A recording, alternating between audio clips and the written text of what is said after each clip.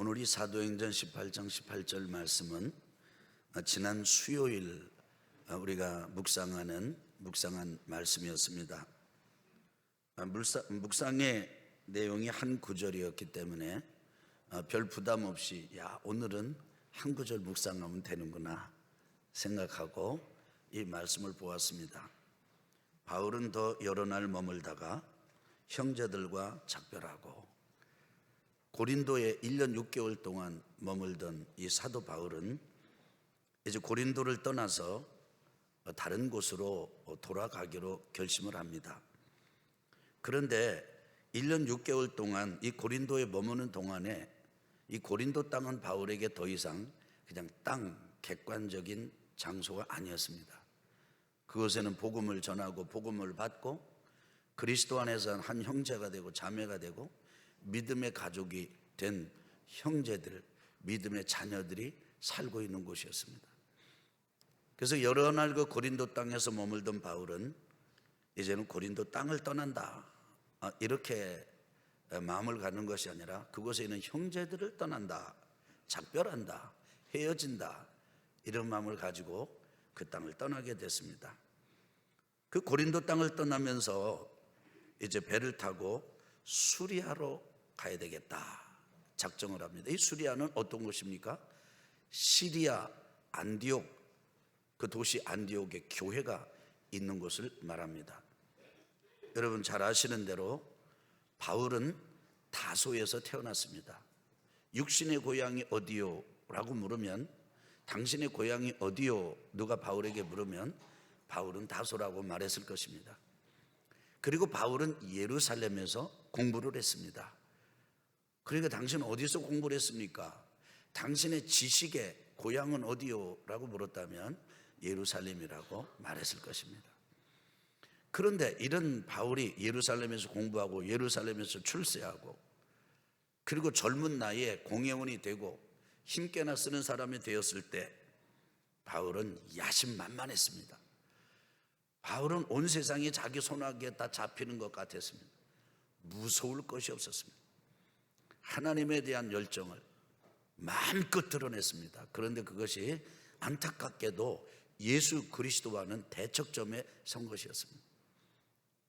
예수님을 믿는, 예수님을 섬기는 사람들을 잡아 가두려고 혼권역을 내주려고 다메섹으로 가다가 바울은 빛으로 임하신 예수님을 만났습니다.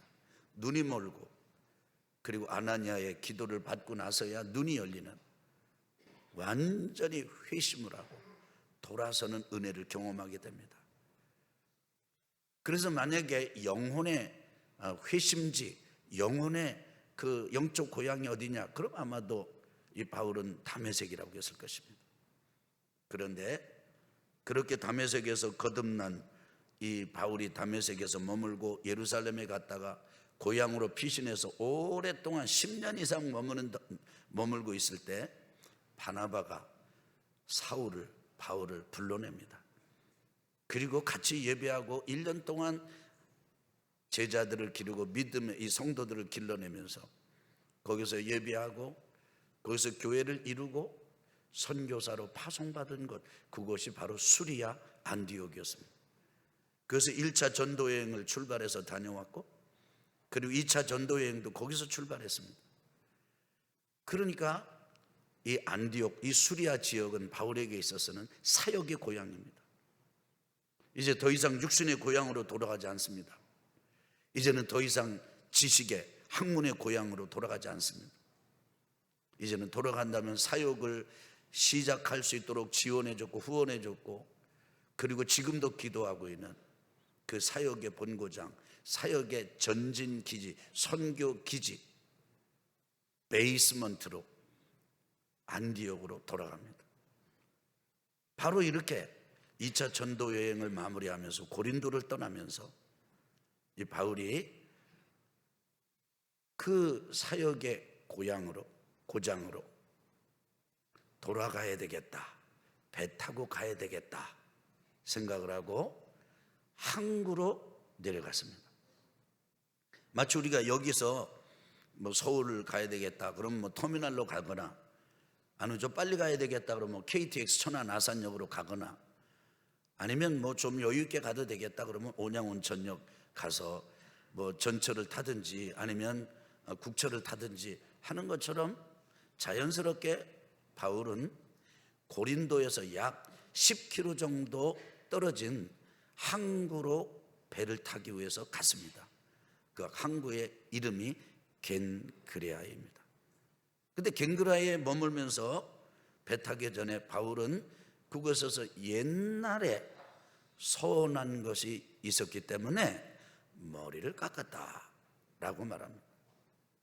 여러분 이스라엘 사람들은 이 서원을 결코 가볍게 여기지를 않았습니다. 이 서원이란 뭐냐면 하나님께 특별한 목적을 두고 맹세를 곁들여 한 약속을 서원이라고 합니다. 그걸 위해서 자기의 몸을 드립니다. 몸을 바치는 거예요. 몸을 드리고 몸을 바친다는 말은 곧 목숨을 바친다는 것, 목숨을 건다는 것하고 똑같습니다. 그렇기 때문에 그 기간 동안에는 이 포도주를 입에 대지 않습니다. 독주를 입에 대지 않습니다. 머리카락에 손을 대지 않습니다. 그리고 시체하고 접촉하는 것도 엄금합니다. 그러면서 온 힘을 다해서 자기가 지금 이루고자 하는 그 일에 진력하는 것, 그것이 바로 서원자의 삶이었습니다.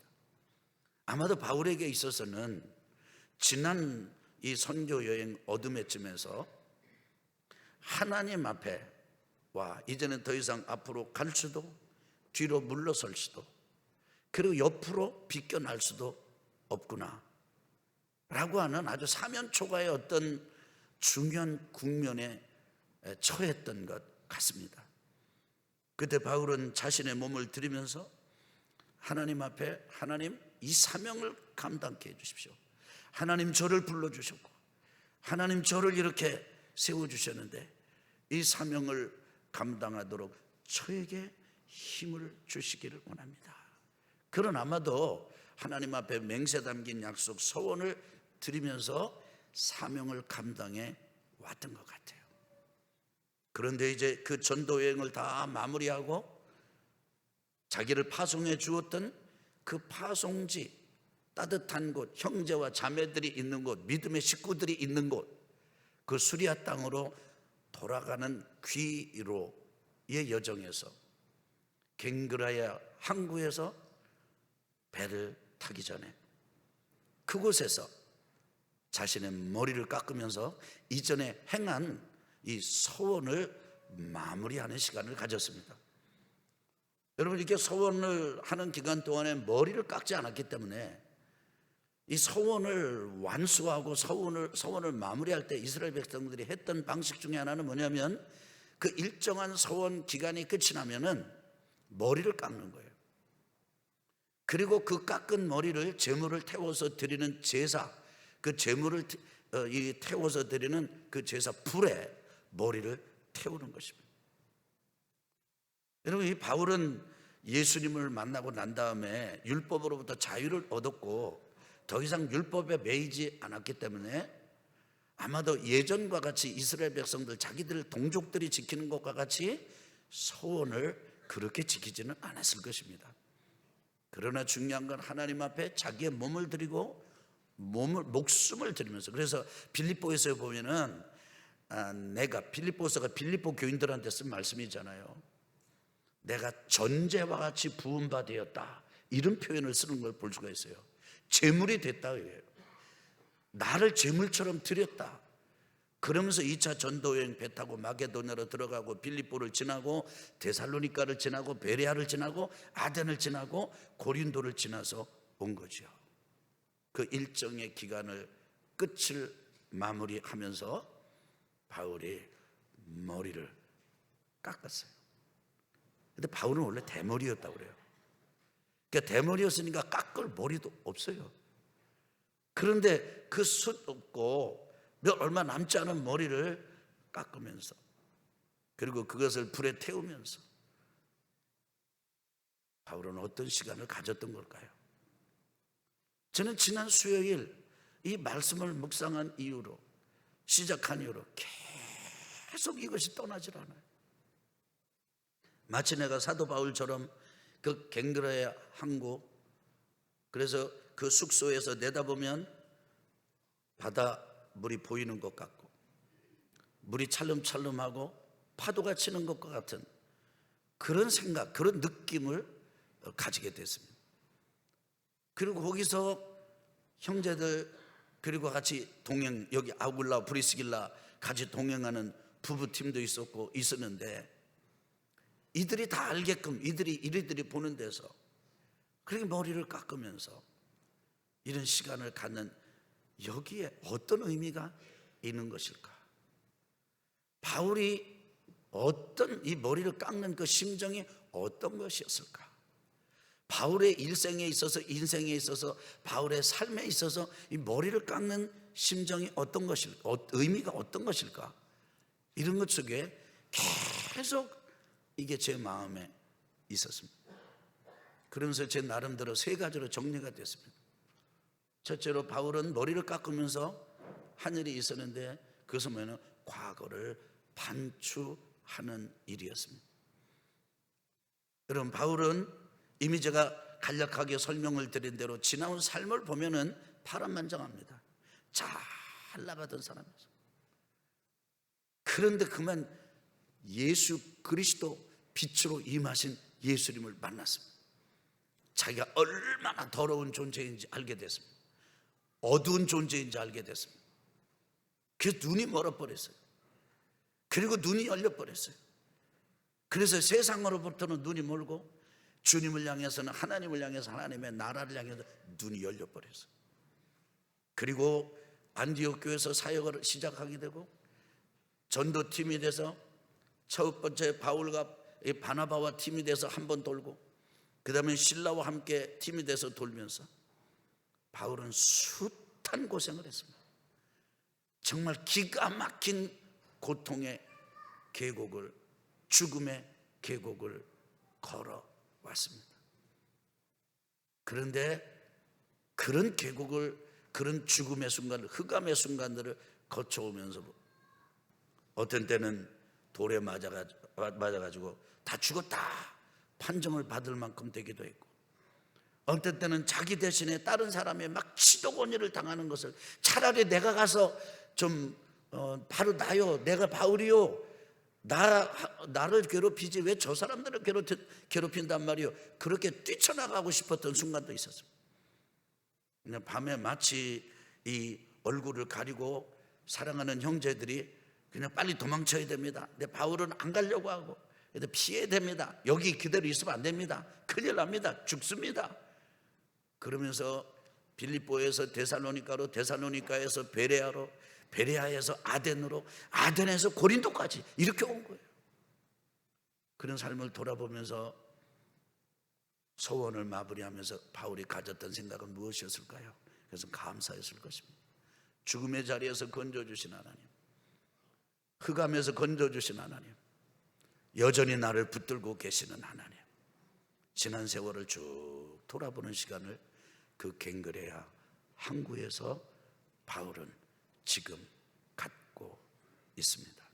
두 번째는 바울이 갱그레아 항구에서 이렇게 머리를 깎으면서 이렇게 하는 거는요, 현재를 성찰하는 시간을 갖는다라는 의미가 있습니다. 과거를 반추하고 곱씹어보고 생각해보고 복기해보고, 마치 장기를 두던 사람, 바둑을 두른 사람이 여기에다가 다르게 놨더라면 어땠을까? 근데 우리가 내가 여기에다가 놨을 때 어떤 일이 있었지? 이러면서 판세를 분석해보는 것처럼, 이긴 것은 이긴 대로, 진 것은 진 대로, 잘된 것은 잘된 것대로, 못된 것은 못된 것대로 쭉 돌아볼 때 하나님의 은혜가 너무 감사해요. 그러면서 지금을 돌아봅니다. 현재를 성찰합니다. 지금의 자신을 바라봅니다. 여러분 아십니까? 여러분 아십니까? 우리가 제일 어려운 게 뭔지 아세요? 내가 나를 보는 것이에요. 내가 나를 아는 것이에요. 여러분을 얼마나 보십니까? 여러분 1년이 사시사철 봄, 여름, 가을, 겨울이 있는 것처럼 인생에도 계절이 있습니다. 여러분 인생의 계절 한번 들어보실랍니까? 우리가 어느 날 부모님으로부터 혼자 딱 태어납니다. 쌍둥이로 태어나도 혼자 태어나는 거예요. 왜냐하면요 10초간의 간격을 두고 그래도 먼저 나오고 늦게 나오고 그래요. 어떤 사람이 이렇게 말하는 걸 봤어요. 나는 30초 사이로 동생이 됐습니다. 쌍둥이로 나오든 세쌍 뭐 이렇게 나오든 간에 인생은 혼자 시작하는 거예요. 태어나는 거예요. 자, 혼자 이 세상에 태어났습니다. 그리고 자 이렇게 보살핌 속에서 양육을 받고 자랍니다. 학교 가서 공부를 시작합니다. 공부 과정을 마치면 직장을 잡습니다. 직장을 마치면 이제 내가 가정을 꾸릴 수 있겠구나 싶어가지고 짝을 만납니다. 혼자 와서 양육을 받고 공부하고 짝을 만났어요. 짝을 만나보면 신기한 일이 일어납니다. 그 짝에서 또 생명 하나가 나와요. 하나, 둘, 셋, 넷, 다섯, 여섯, 일곱 이렇게 데리고 자녀를 기릅니다. 결혼해가지고 자녀를 낳아서 열심히 그 자녀들이 공부 잘하면 기뻐하고 건강하면 기뻐하고 아프면 가슴 아파하고 또 속색이면 눈물을 쏟고. 근데 열심히 길러놓으면요 때가 되면은 빠이빠이 하고 또 떠납니다. 짝을 만나가지고 떠나요. 가지 마라 가지 마라 같이 살자 같이 살자. 왜 이러세요? 그리고 떠납니다. 다 떠나면요 두 사람이 또 송 두 사람만 남아요. 빈둥지로 남아요. 그 둘이 또 이제 애들 다 인생 별거 하냐, 애들 가고 나니까 뭐 별거 남은 게 없네. 우리 서로 위로하면서 삽시다. 싸울 게 뭐 있어요? 서로 위해서 삽시다. 그러고 둘이 빈둥지에서 살고 있는데 어느 날 기약 없이 예약 없이 한 사람이 떠납니다. 먼저 떠납니다. 또 혼자 남는 거예요. 남편이 먼저 떠나면 아내가 남는 것이고 아내가 먼저 떠나면 남편 남자 혼자 남는 것이에요. 그리고 그 한 사람 남은 한 사람조차도 인생의 졸업식을 하게 되는 날이 나를 맞이하게 됩니다. 보세요, 인생 별거 아니에요. 혼자 왔다가 혼자 떠나는 거예요. 이것이 인생이에요. 1년은 사시사철이 있는 것처럼 인생에도 계절이 있어요. 여러분, 여러분의 인생의 계절은 지금 어디쯤에 있습니까? 여러분의 인생의 계절 중 어디를 가고 있습니까? 여러분 지금 막 물이 오르는 것처럼 뭐가 되는 것 같습니까? 세상을 막 휘어잡을 것 같아요. 이거 여러분 전부가 지금 여러분 주변에 막 이렇게 치대고 와서 하고 이러는 어린 아이들 자녀들 막 자라는 자녀들이 전부인 것 같아요. 그 자녀들이 막 영원히 같이 있을 것 같아요. 아니 지금 죽이 짝이 맞아가지고 하면서 서로 위해서 살면서 사는 그 파트너 둘밖에 안 남았는데 그 둘이 같이 계속 있을 것 같아요. 아니면 혹시 여러분 혼자 남아서 인생의 졸업식을 기다리고 있지는 않습니까? 여러분의 인생의 계절은 어디입니까? 바울은요 갱글의 항구에서 자기를 돌아보는 거예요. 하나님의 은혜가 돌아보니까 감사하고, 근데 내가 지금 여기에 있구나. 이 길을 왔는데 앞으로 내가 또 배를 타야 하고 또 가야 되는데 지금의 자기 자신을 계속해서 성찰하는 거죠. 여러분 제가 강조하는 게 있습니다. 세상에 제일 중요한 말이 뭐냐면 다른 사람이 나한테 하는 말이 아니에요. 내가 나한테 하는 말이에요. 이 세상에서 제일 중요한 게 뭔지 아십니까? 내가 다른 사람을 만나는 게 아니에요. 내가 나를 만나는 거예요. 저는 오랫동안 이 사역을 감당하면서 사람들이 정신없이 지내요. 정신이 없다는 건 뭔지 아십니까? 자기를 보지 않아요. 자기를 생각하지 않아요. 그거 아세요? 철났다, 철이 들었다. 그게 뭔지 아세요? 머리에 쇳덩어리가 찼다, 그 얘기가 아닙니다. 계절을 안다, 그 말이에요. 여러분 생각해 보세요. 아니 지금 한여름인데 겨울 옷을 입고 다녀. 그럼 뭐라 그래? 저 사람 지금 계절을 몰라, 철을 몰라.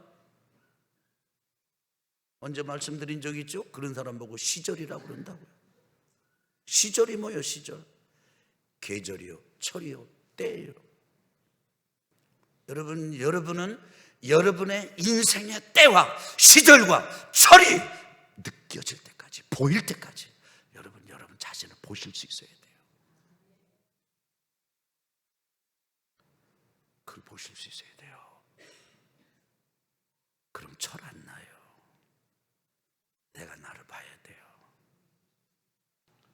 여러분 보시길 바랍니다.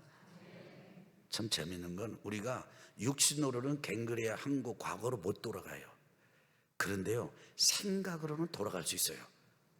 상상으로는 돌아갈 수 있어요. 참 하나님이 놀라운 거는 우리에게 생각하고 상상하는 힘을 주셨어요. 우리가 지금 삼천포 바다 못 가요.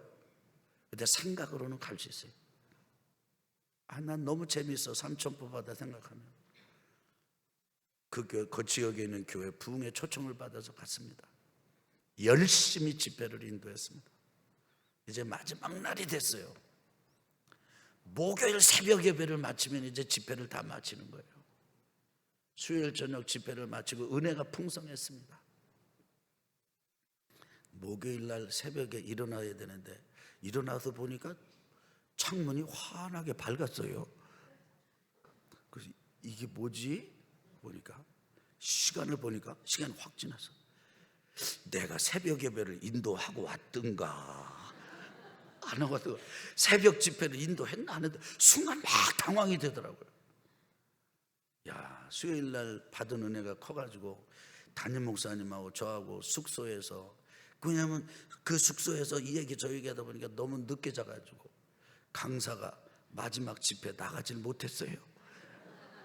아이고, 그때 얼마나 제가 부끄럽던지, 얼마나 좀 창피하고 막, 이야, 할 수만 있으면 보따리 싸가지고 빨리 도망치고 싶어. 근데 도망칠 수도 없잖아요. 그 창문을 내가 딱 열어보니까 삼천포 앞바 바다가 푸르게 보이는데 푸른 바다가 얼마나 창피한지. 우리가 몸으로는 못 가도 지금 그렇게 갈 수 있잖아요, 상상으로. 물론 그 집회는 담임 목사님이 마무리를 하셨습니다. 저는 강사는 못 나가는데 담임 목사님은 나가셨더라. 강사 기다리다 안 되니까 담임 목사님이 집회 다 마무리했어. 너무 그 교회가 은혜스러운 교회라 마무리 다 이렇게 하고 식사 초대를 하고 식사까지 하고 왔어요.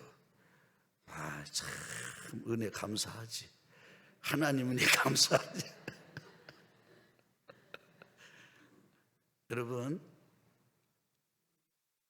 여러분과 제가 마치 그 푸른 바다를 내다보는 갱그레야 항구에 머물던 바울처럼 우리도 그런 마음을 가지고 우리 자신을 들여다보고 우리 자신을 성찰해보면서 내가 나를 느낄 수 있을 때까지, 볼 수 있을 때까지, 발견할 수 있을 때까지 뚫어 귀한 시간을 갖는 은혜가 이 한 주간 있게 되기를 예수 그리스도 이름으로 축원합니다. 세 번째로는 이 바울은 머리를 깎으면서 미래를 통찰했어요. 뭐 했다고요?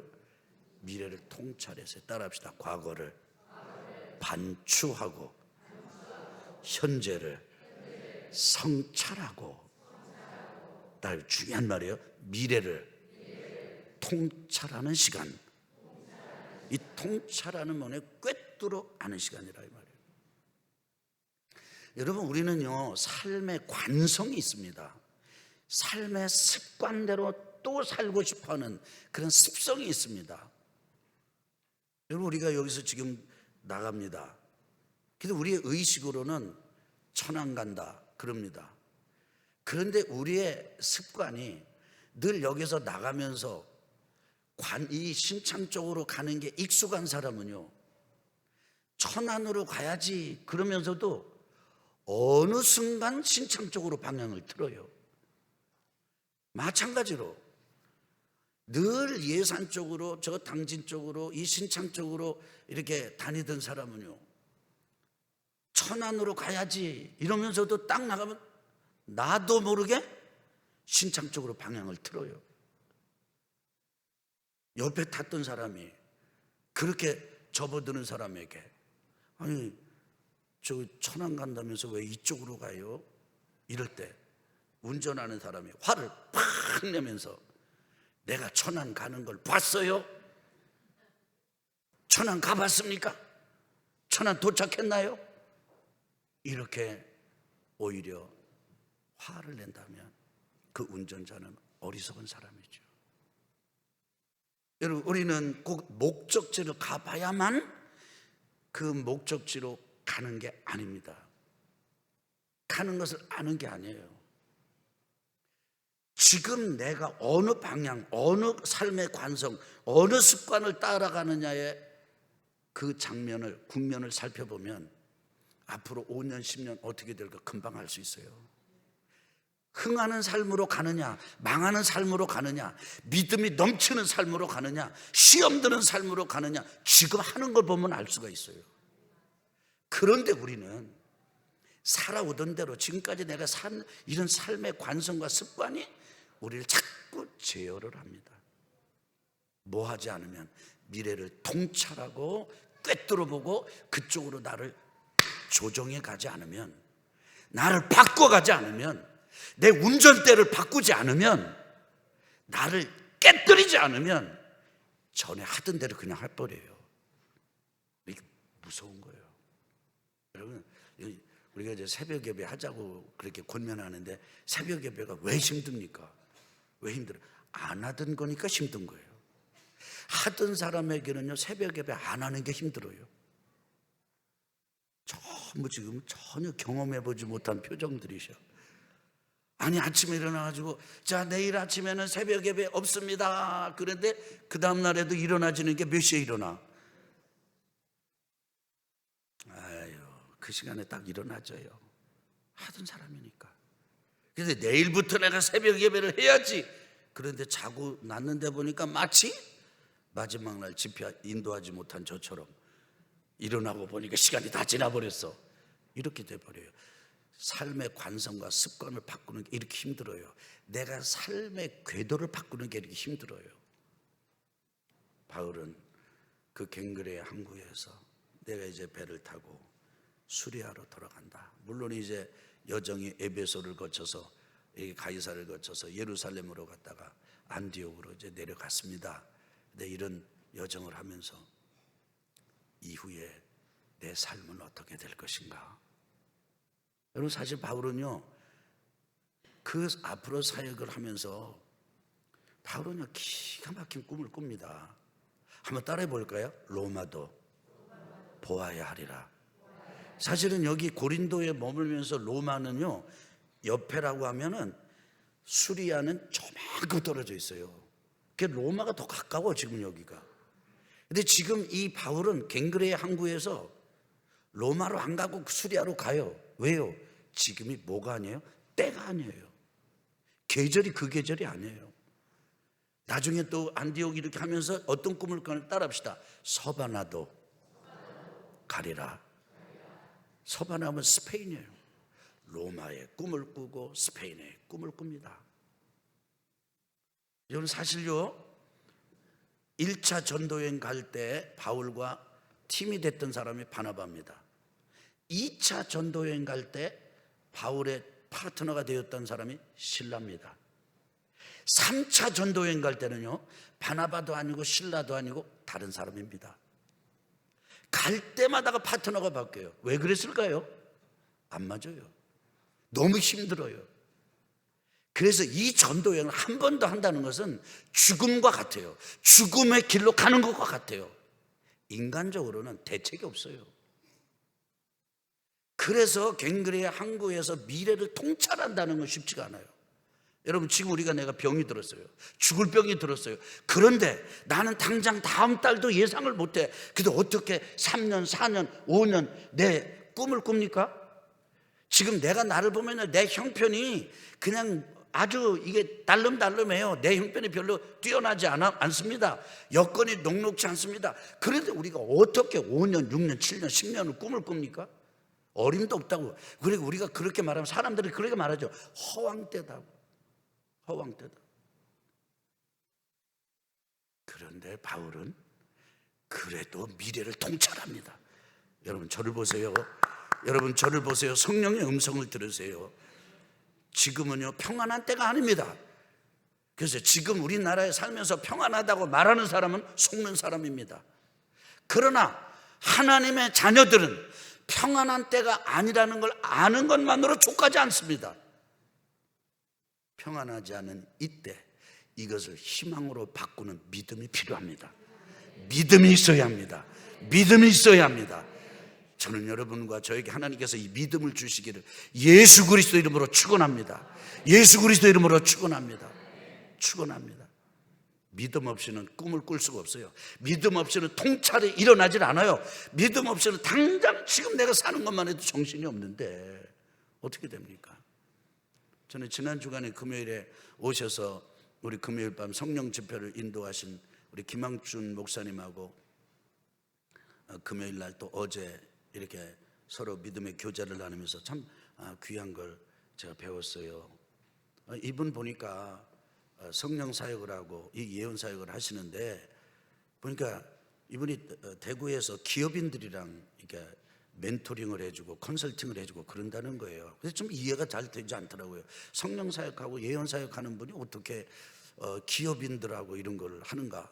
또 그분이 하시는 게 뭐냐면 발명 특허를 내는 걸 도와주고 그 다음에 뭐 실용 신안인가 내는 걸 이렇게 도와주는 그런 일을 한다는 거예요. 자기가 궁금해가지고 전혀 낯설고 생소한 거기 때문에 자꾸 물었습니다. 근데 이분이 이런 얘기를 하시더라고요. 자기가 지도하는 청년 중에 지금 이 요양원이나 병원이나 이런 침대, 이 환자들 침대를 만드는 회사에 다니는 청년이 있대요. 근데 이 청년이 이 침대 이렇게 오르락 내리 이렇게 올렸다 내렸다 하는 요거가 굉장히 불편한데 요거를 따르게 좋게 하는 요걸 발명을 했대요. 그때 이 목사님이 이 지도를 했다는 겁니다. 이분이 그거 특허를 내라. 그리고 실용 실안을 내라. 근데 그걸 냈다는 거예요. 근데 사장님한테 내가 근무하면서 이거를 의논 안 하고 하는 게 좀 마음에 걸립니다. 그럼 의논하고 해라. 근데 의논하고 이제 그렇게 했는데 그런데 이렇게 내가지고 이 침대를 개발했는데 6개월 동안 파는 게 지난 2년 동안 파는 것보다 더 많이 팔았다는 거예요. 뭐죠? 이 청년 그냥 직장인 중에 하나지만은 하나님 앞에 기도하고 지혜를 받고 그러면서 직장인의 단계를 뛰어넘는 이런 희망을 어떻게 만든 거죠? 미래를 어떻게 만든 거죠? 현재에 갇힌 게 아니에요. 또 이분이 이런 말씀도 하시더라고요. 여러분 저는 잘 모르지만 이 전선 있잖아요. 고압전선이 흐르면 고압선을 닦아야 된대요. 근데 고압선을 닦는데 물로 닦는데 그게 굉장히 위험하답니다. 근데 이 물로 이렇게 닦으면요 감전이 된대요. 이걸 도대체 어떻게 이걸 해결해야 되나? 근데 하나님이 지혜를 주셨어. 성령께서 지혜를 주신 거예요. 아주 고압으로 이 물을 총알처럼 쏘는 거예요. 그래서 쏘고 끊어지게. 그래서 전기는 역으로 감전되지 않으면서 씻는 그 전선을 씻는 일은 할 수 있도록 성령께서 주신 걸 하는 거예요. 이런 일을 도와준다는 겁니다. 그 내가 아니 나는 그냥 성령 집회하시고 그 다음에 은사 집회하고 예언해 주시고 그러니까 뭐 그런 것만 한 줄 알았더니 이랬더니 그분 하시는 말씀이 이러시더라고요. 성령께서 지혜를 주실 때 영적인 지혜만 주는 게 아닙니다. 우리의 삶을 바꾸는 겁니다. 삶을 돌파할 수 있는 은혜를 주시는 겁니다. 이런 의미로 말씀을 하셔서 일리가 있다고 깨달았습니다. 여러분 지금의 내가 나를 보지도 못하고 과거를 반추하지도 못하고 그러면 미래를 성찰할 수 없어요. 그런데 지금 그 걸음에 마치 여러분과 제가 항구에 묵고 있는 배를 기다리는 사람처럼 믿음의 나그네처럼 과거를 돌아보고 현재를 바라보고 미래를 통찰하는 성도가 된다면 어둠도 뚫고 나가고 벽도 뚫고 나갈 지혜와 능력을 하나님께서 주실 줄 믿습니다. 우리 아멘 합시다. 아멘. 근데 여러분과 내가 너무나도 잘 아는 게 있어요. 과거를 돌아보면서 나와 함께만 있다면, 지금의 나를 성찰하면서 나와만 있다면, 미래를 통찰하면서 지금의 나와만 함께한다면 별로 보이지 않아요. 비밀은 여기에 있습니다. 한번 해볼까요? 주님과 함께, 말씀과 함께. 아멘. 그래요. 그 험악한 맹렬하고 치열한 삶을 지내는 동안에 바울이 하나 깨달은 게 있다면 무엇일까요? 그건 주님과 함께하는 것이에요. 언제 어떻게 살아났죠? 주님과 함께할 때 살아났습니다. 언제 그렇게 지나왔죠? 주님과 함께할 때 지나왔습니다. 항구에서 바울이 그 은혜를 누리고 있는 것입니다. 그래서 오늘 제 말씀의 제목이 뭐냐면, 재밌어요. 30년간 설교하면서 이 제목으로는 처음이에요. 해봅시다. 깎을 때는 깎아야 합니다. 우리 옆에 분하고 인사합시다. 성도님, 깎을 때는 깎아야 됩니다. 하면 이제 무슨 의미인지 아시겠죠? 오늘 말씀을 듣지 않은 분들은 뭘 깎고 엉뚱한 소리 할 수 있을 거예요. 여러분, 주님과 함께 말씀과 함께 거하면서 내 인생의 계절을 살피고 앞날을 바라보면서 주님과 함께 말씀과 함께 새로운 통찰이 일어날 때까지 마치 머리숱 없는 대머리에 머리카락을 깎아내면서 불에 태우던 그 바울의 심정처럼, 아멘. 이번 한 주간 그렇게 시간을 보내시기를, 때를 아는 성도들이 되시기를 예수 그리스도 이름으로 축원합니다. 이거는요, 주님과 함께하는 안식과 쉼의 시간이 있을 때 가능해요.